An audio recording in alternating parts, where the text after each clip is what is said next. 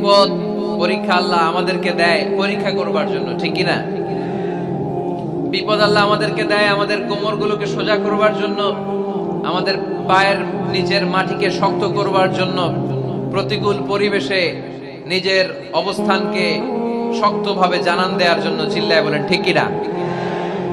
এজন্য যারা হতাশ, যারা নিরাশ, যারা টেন্সড, ফ্রাস্ট্রেটেড পিপল, হতাশদের জন্য এই সূরায় আছে আশা, আশার বাণী, আলোর বাণী। কারণ দোহা মানে আলো। দোহা মানে কি? আলো কথাটা শুনতেই লাগে ভালো, ঠিক কি না? আলো বললেই কেমন ভাল লাগে না? কারণ আশার আলো, এটা সম্ভাবনার আলো।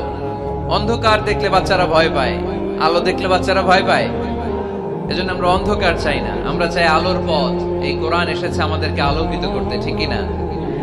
আল্লাহ রাসূল সাল্লাল্লাহু আলাইহি ওয়াসাল্লামের খুব মন খারাপ, তিনি খুব বিচলিত, তিনি খুব পেরেশান।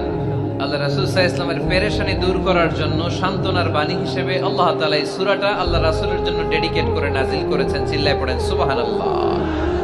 আর আল্লাহ বোঝাতে চেয়েছেন, আমার নবীকে আমি যেভাবে পেরেশানি দূর করেছি, সাহায্য করেছি, মুমিনদের জীবনেও আমি আল্লাহর পক্ষ থেকে সাহায্য আছে না নাই? বিপদ